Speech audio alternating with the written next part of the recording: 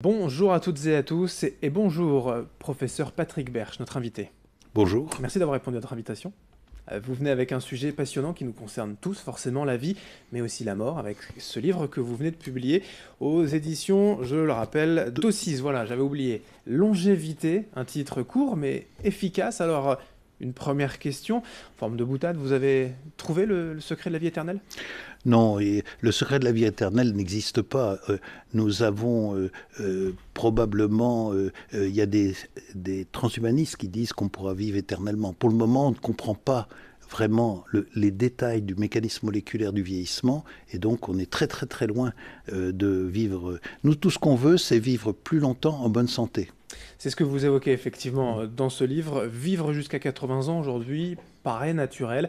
Après 65 ans, vous évoquez encore 20 années voilà, pour bien vivre, en tout cas pour bien vieillir. 10 ans, ça se passe bien, et les 10 années suivantes, on commence à perdre en autonomie, en capacité, c'est ça ? En France, oui, c'est Oui. comme ça. Mais c'est pas inéluctable et on doit pouvoir prolonger, on peut prolonger cette période de vie en bonne santé par une hygiène de vie, par une activité cognitive, une bonne nutrition, tout ça, ça permet. Alors pour la longévité, juste un chiffre, enfin deux chiffres. Au début du 19e siècle, l'espérance de vie en France était de 40 ans. Elle n'avait pas bougé depuis des dizaines de milliers d'années. Actuellement, pendant le 19e siècle et le 20e siècle, elle a monté, et actuellement, elle atteint en 45, 65 ans pour les femmes et 60 ans pour les hommes, et actuellement, elle est de 80 ans, 85 ans pour les femmes et 80 ans pour les hommes. On gagne toujours dans les pays développés un trimestre tous les ans ? Dans les pays développés, on gagne un trimestre à peu près par an, mais ce qu'il faut savoir, c'est que c'est un phénomène mondial, et que ça atteint même les pays en voie de développement, ce qui explique l'explosion démographique. On est à 7,45 milliards de personnes dans le monde, et donc l'explosion démographique est due à une natalité qui reste forte, mais à une baisse des maladies infectieuses. On vit une période de transition où on passe d'un modèle où il y avait une forte mortalité infantile par les infections, et actuellement, c'est surtout des maladies chroniques qui doivent être prises en charge. Alors c'est ce qu'on va évoquer. Toute la mortalité en fait a été modifiée, vous le disiez, les maladies infectieuses, voilà, des bactéries en fait. Aujourd'hui, ce sont des maladies liées au vieillissement, la maladie d'Alzheimer, les cancers, des maladies cardiovasculaires. Le diabète. Oui, le diabète, ouais. C'est essentiellement les pathologies qui sont les plus fréquentes et qui vont devenir les plus fréquentes. Et ça, on peut quand même y remédier, ces maladies ? Eh bien, si on les détecte précocement, on peut, par exemple, pour le diabète de type 2, il y a beaucoup de traitements tout à fait possibles. Pour l'hypertension artérielle, si vous diagnostiquez une hypertension artérielle à 50 ans qui ne sera détectée qu'à 60 ans par un test systématique, qui sera détecté qu'à 60 ans par un accident vasculaire cérébral, eh bien vous faites gagner 10 ans d'espérance de vie aux personnes. La même chose pour le diabète. Alors pour l'Alzheimer, c'est l'activité intellectuelle qui compte. Il faut avoir une activité intellectuelle, ce qui peut repousser l'apparition de la maladie. Ce qui fait partie finalement aussi de l'hygiène de vie, une activité physique modérée, mais une activité intellectuelle aussi. Absolument. L'activité intellectuelle est capitale. Si on prend sa retraite et qu'on se met devant son fauteuil à la télévision toute la journée, ça n'est pas bon. Il faut avoir une activité physique, ça c'est fondamental.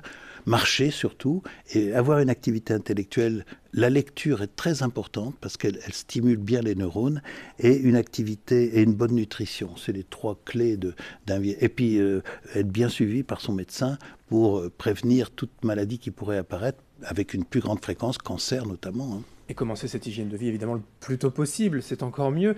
Vous n'expliquez peut-être pas encore forcément le vieillissement, pourquoi vieillit-on, mais quand commence le vieillissement ? À partir de quand vieillit-on ? Le vieillissement, en fait, commence dès la naissance, même dans la vie intra-utérine. Par exemple, les enfants prématurés, 7 mois, surtout 6 mois, 7 mois, vivent beaucoup moins longtemps. Ils ont une espérance. À 50 ans, ils font plus de cancer, plus d'hypertension. C'est pas inéluctable, bien entendu, mais il y a une plus grande probabilité. Et il faut comprendre pourquoi. Il y a peut-être des raisons liées au stress de la naissance qui vont altérer l'expression du génome, si vous voulez, des gènes que nous avons en nous. Un quart des personnes aujourd'hui dans le monde a plus de 60 ans, 25%. Ça sera j'allais dire de pire en pire, c'est pas le bon terme forcément, mais ce chiffre va forcément augmenter. Écoutez, c'est un événement historique. On se retrouve dans tous les pays du monde devant la situation suivante. On va avoir 25 à 30% de la population du monde dans 20 ans ou 25 ans qui aura plus de 65 ans. Et donc, ça pose des problèmes énormes, des problèmes évidemment éthiques, humains, politiques, d'organisation, économiques. Un coût financier pour la santé. Un coût financier pour la santé.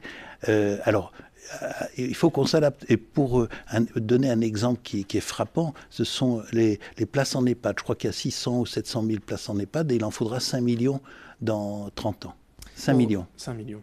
Pour revenir sur ce livre, Longévité, il s'adresse non pas à la communauté scientifique, mais à tout public. C'est de la vulgarisation tout de même. J'ai essayé de l'écrire pour le grand public, oui. Mais il y a de la science dedans et il y a peut-être un ou deux chapitres un peu plus difficiles que les autres. Pour bien comprendre, mis à part ce livre, le vieillissement, la longévité, vous proposez également une conférence à l'Institut Pasteur de Lille ce mardi 24 avril, où l'on pourra directement vous poser toutes ces questions. Oui, absolument. Cette conférence est ouverte au public et toutes les questions peuvent être posées. J'ajoute que le projet longévité est celui de l'Institut Pasteur de Lille, c'est-à-dire que nous avons 3 objectifs. Un centre de recherche avec 6 unités de recherche qui travaillent essentiellement sur les maladies associées au vieillissement, un centre de santé qui fait de la prévention, dans lequel on développera un parcours longévité pour essayer d'apprécier l'âge physiologique des gens par un certain nombre de tests, et puis un pôle régional pollution, santé, longévité qui essaye de voir l'impact de la pollution sur le vieillissement et sur la santé en général. Et tout cela donc évidemment reste passionnant, je le disais. Pour finir, le message vraiment de prévention, voilà, c'est de bien manger, de rester actif. Exactement. Et intellectuellement très actif. Voilà, intellectuellement et physiquement, bien évidemment. Merci, professeur Patrick Berge, directeur général de l'Institut Pasteur de Lille et auteur aux éditions d'O6 de ce livre, Longévité, pour comprendre les processus du vieillissement et pourquoi cela n'est pas non plus si inéluctable. Merci. Merci. Merci à vous de nous avoir suivis. Dans un instant, l'information continue.